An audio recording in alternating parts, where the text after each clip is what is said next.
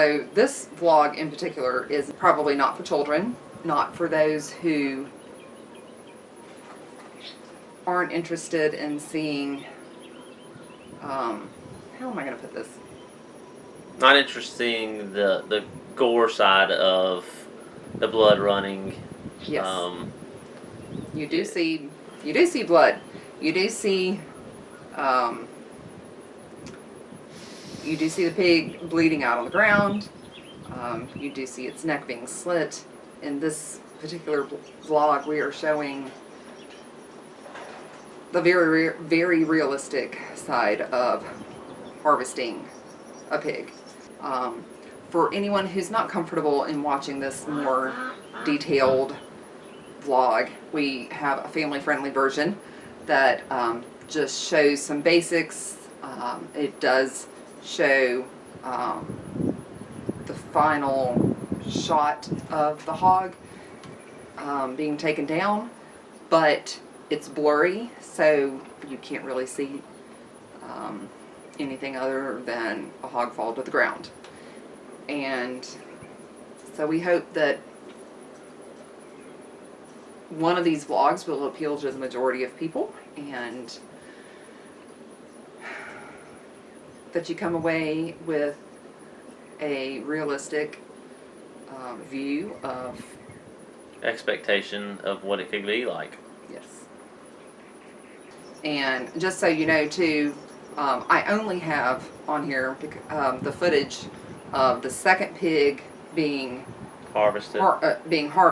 I wasn't present for the first pig being harvested, so we don't even have footage of the harvest that went well. And the butchering that you see is actually of the first pig being butchered, not the second. So that's just full disclosure, I guess. So, to be honest, we live on a homestead and we haven't had pork in a while. And maybe I should rephrase that and say we haven't had sausage in a while. And we eat a lot of sausage around here. But we have been out of sausage since probably a little bit after Christmas. And today is May 8th, I believe. Fortunately for harvesting pigs, it is a nice cool day in South Carolina in May. Usually by now it is not very cool, but today the high is in the high 60s and it's windy and a little rainy right now, so it's great out here. And the wind is helping to keep any problems with flies down, so that's great. So we started raising 3 pigs back in July of 2019. And these were 3 pigs that we bought from a local farmer. And do you remember what breeds or mixes they were? I think he calls them a Carolina Pride. He worked with the Clemson Extension Service to create a new pig breed. And he's working on creating a new pig breed at least. And so these were culls from his breeding to create a new pig that will breed true every time. But do you know what breeds he was using? I do not. I do not know. Anyway, they were 3 black pigs. Cute. Everybody enjoyed getting little pigs. They were already trained to electric fence. And so we waited, let's see, they were probably a year old before we actually harvested them. And that was only because they seem to grow very slowly for us. However, our kids are notorious for not feeding them enough feed on the daily basis. So it's possible it was the feeding regimen as well as possibly the genetics of the pigs. Yes, I'm certainly not going to chalk it up to the genetics of the pigs being making this a slow-growing pig. We did finally, a month maybe before, maybe 6 weeks before we harvested the pigs, we built them a feeder where they would have continuous feed. Or maybe free choice feed is the better term for it. Before, we've always just fed them however much into a bowl, and that's what they got for the day. But once we started giving them free choice feed, they bulked up real quick. Yes, they grew like crazy. And so we finally decided that they were ready for harvest, and we were only going to harvest 2 of them, not the third. Give the third a little bit more time because it was still smaller than the other 2. And generally, getting 2 done in a weekend is plenty for us. So today is harvest day. We are finally harvesting our pork. We're not harvesting all 3 today, just 2. As far as I know, that's the plan, but it started raining and we're almost done with 1. So we'll wait and see if we get that second one done. But we are finally going to get some meat. We typically harvest on a Friday afternoon or evening, and then on Saturday we spend the day grinding and cutting it up into, whatever chops or roasts or sausage or bacon or whatever it is that we want. So that's what the plan is for tomorrow, and today it's just the actual harvesting.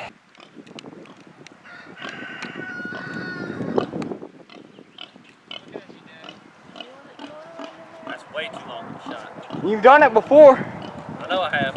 I'm trying not to have to do that.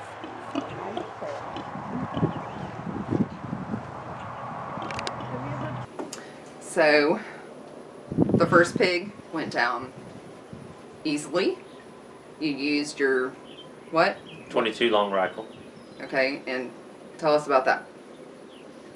The pig walked right up to me and put his head in a great position, and I was able just to squeeze the round off, and down it went, and we slit his throat, got him up, and got him out of the pen relatively quickly. It went really, really well.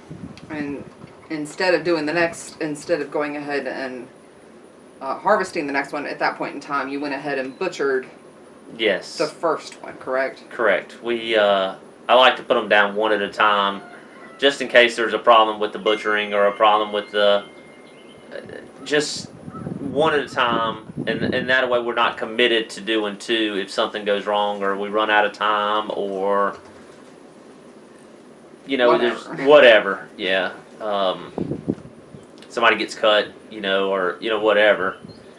So then after following the first pig, after I guess maybe an hour of skinning it and getting its innards all taken care of, we went out, got on the second pig. I walked right in. They were a little bit jittery. I selected the pig, fired my first round, and the pig raised its head a little bit, and I wound up hitting it in the snout.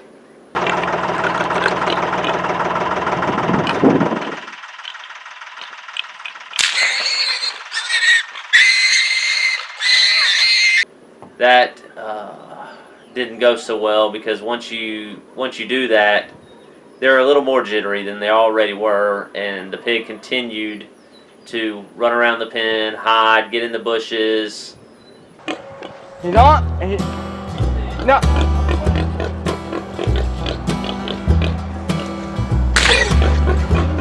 Jeez Louise.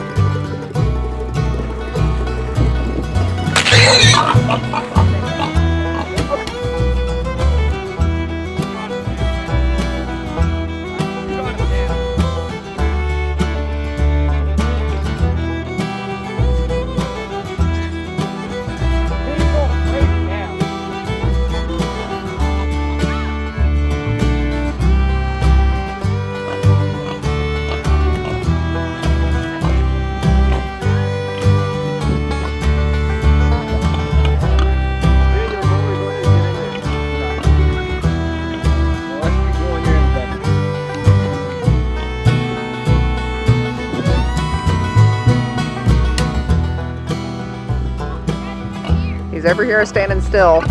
Yeah, but that's not a good shot.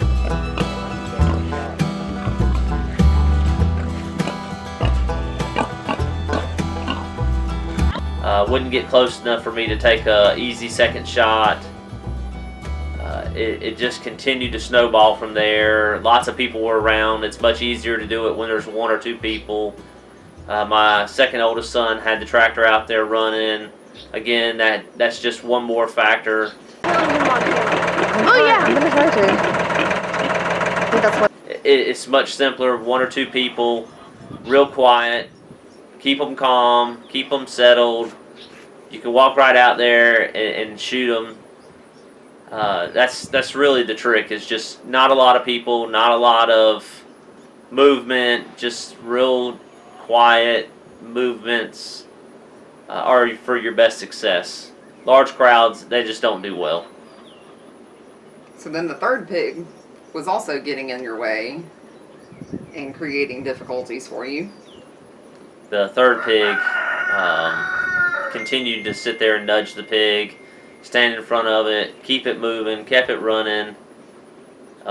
Knew there was something wrong. Instincts were just, protect. And so it just continued to move around the pen a lot.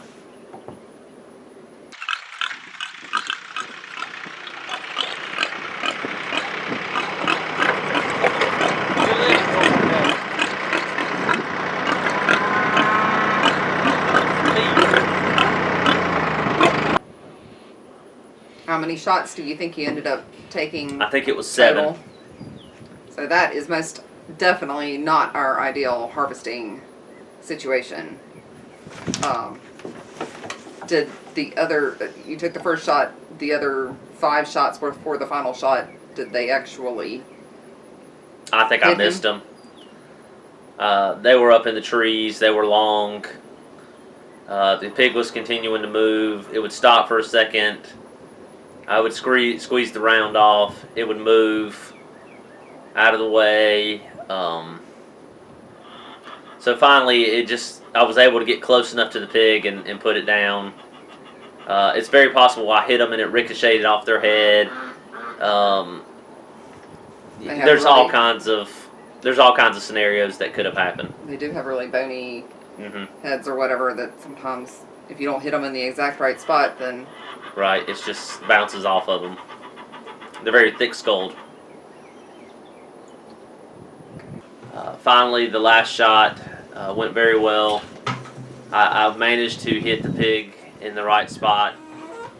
Went down. Mom, move. Mom. Mom. I'm in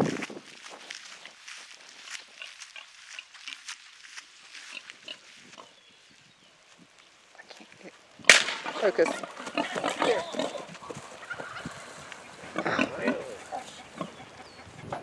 We've done this a lot of times. I think we're guesstimating on the low end. We've harvested 20 pigs. Something like that. Yeah. Okay. Like I said, that's on the low end. We've been harvesting our own pigs since we first started raising them, which started out as a 4-H project. Yes, and so I think that would have been in maybe 2013 or 2014. So we had 2 pigs that year. We had no idea how to harvest them, but we had a friend who harvested them for his family all the time. So that friend, took us under his wing, and I guess, didn't we take those down to his place to harvest them? Yes, I believe so. Yes, we harvested them at his house because I didn't have a tractor at that point. So we had loaded them up and took them down there. Okay. And, but anyway, he has, that mentor of ours has been with us step by step through the harvest of the first probably 4 pigs at least that we did, and has come by and helped with more of them also.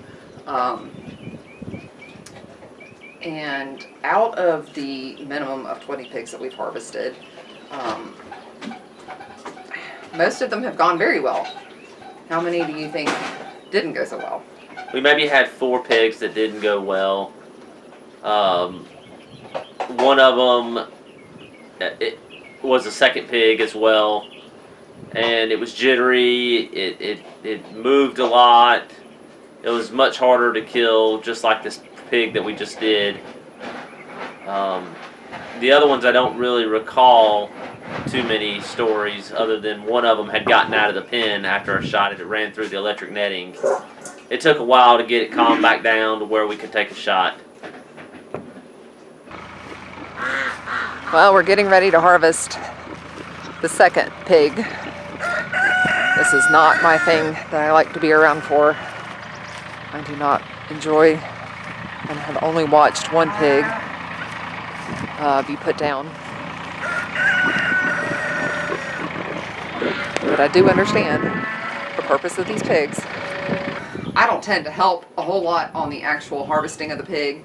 It's not something that I enjoy being around for. I totally respect our pigs for the giving of their life to provide food for our table, and I thoroughly enjoy the meat, the lard, everything that we get from them, but I do not like to be present for the actual harvest. So this was the second time that I have been present for a harvest.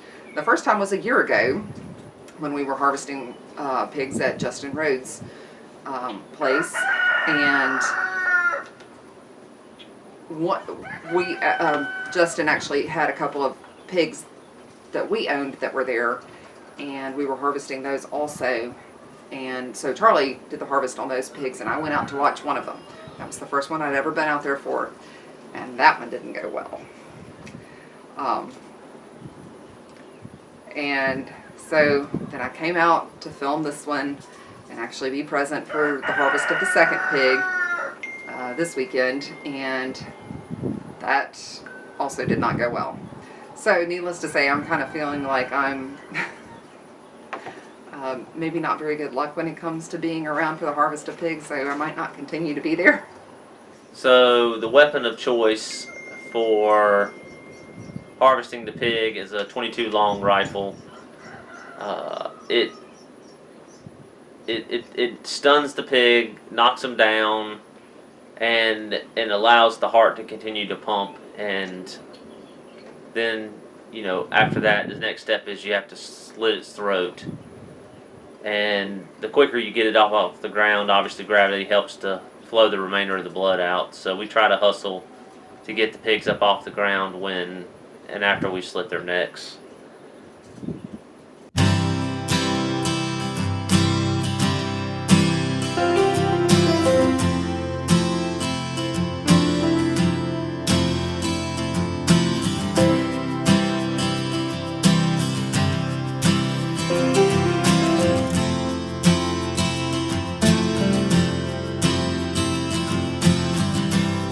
The purpose of splitting the throat is to allow the heart to continue to beat while it pumps out the blood out of the body, so that there's not as much blood left. You wouldn't have to let the pig sit as long in some cold ice to draw the blood out.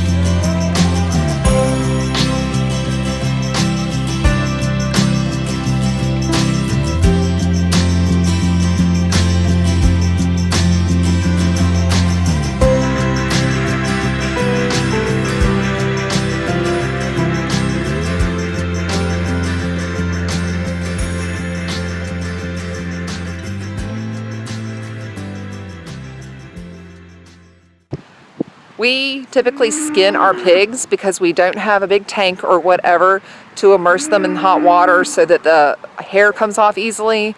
There are other techniques to do that without having to have a big tank, but we chose, just been skinning for a long time. That's how we were originally taught to do it. And although we've had pigs with skin on it,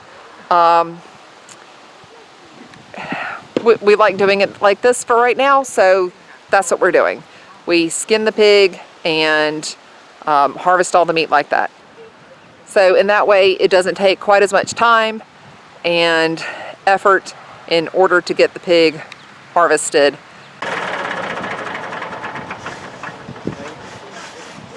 Alright, let's clean up this other side, Dave. You start working on knives. You not want me to go? We gotta get this part done right here. Yeah. After it's been skinned and all of its innards removed, we put it in coolers and let it sit overnight with a lot of ice. And the icy water helps to draw out the blood from the pig, and obviously to keep everything cold, to let the meat rest and be ready for us to cut up tomorrow. And it's much easier to cut the meat when it's been somewhat when it's been at least chilled, if not somewhat frozen. And when we do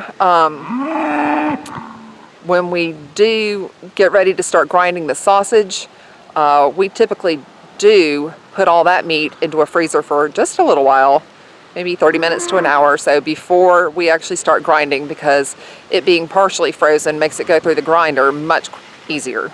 Skin off of this corner, but just kind of look it over, grab the blood clots. You can start cutting those off a little bit. In the meanwhile, I'm just going to finish taking this skin off while you're...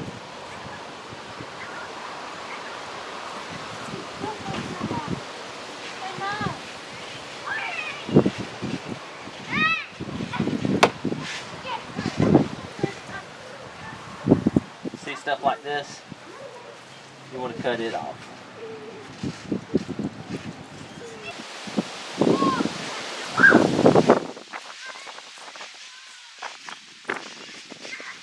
This breeze is nice. It helps it stay cool and Oh yeah. flies away. Had a few flies, but nothing too bad. Second one under the awning. Maybe. You want to try?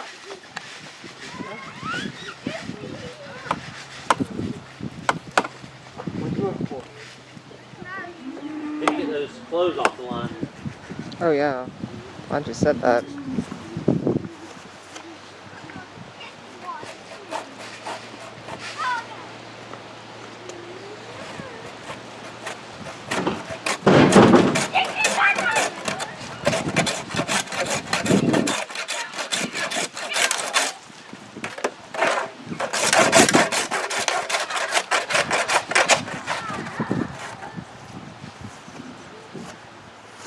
The hawk. Way over there, and that's enjoying her time with the kitten and not helping. Throw that all. So A+ for Sarah, because she's over here helping.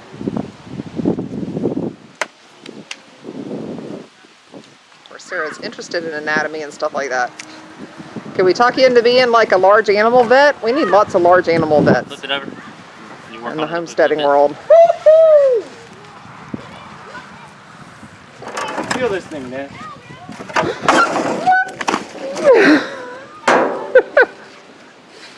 That was a big flunk. You got it?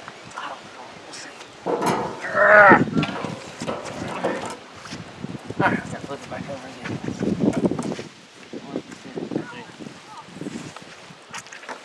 There we go. Have to get the hose back out. Yep, that'll work. As you can see, we had some blunders in the video where we were taking it and finishing the fine tuning, and it fell off the table. They get slick. Their fat is real slick, and you just got to keep your hands on them. And we had an inexperienced person helping and when they tried to flip it, they just thought it would be okay, and it just slid off the table. After the meat is cold tomorrow, it's much easier to chop up and process than it is if you do it while it's warm. Everything cuts better, grinds better. And it helps Draw the blood out. the ice helps draw the blood out, so that's why you want to ice it mainly.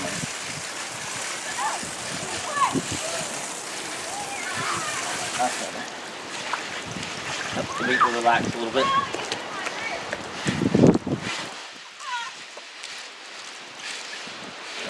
Clean all that up more.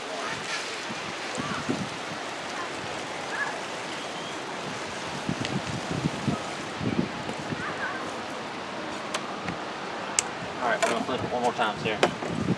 Ready? This time, you ready? Alright.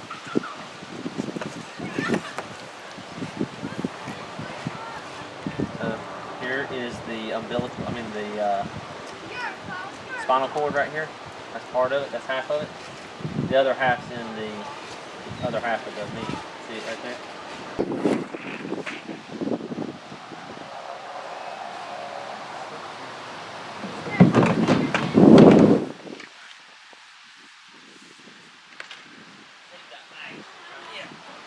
They're in the freezer.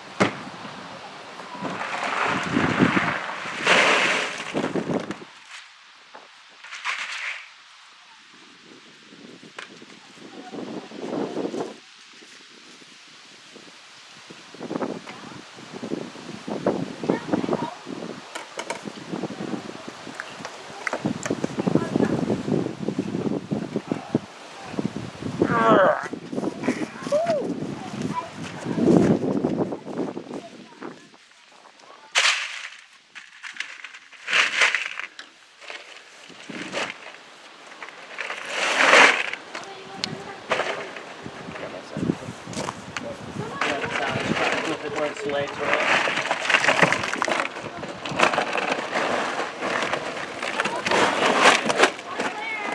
Oh, that one's fine.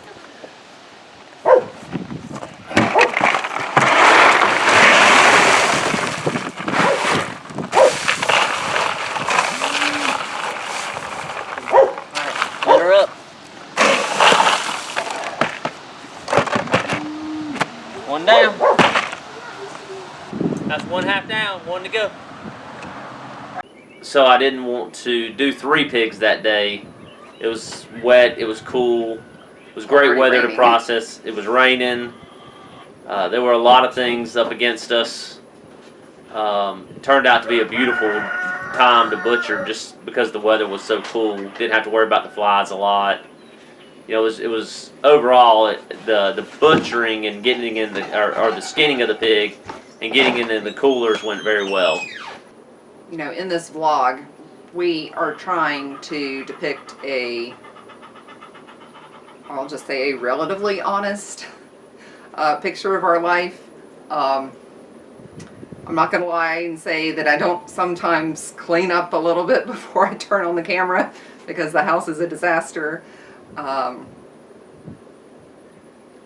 And, you know, maybe I turn the camera off when I'm fussing at a child sometimes.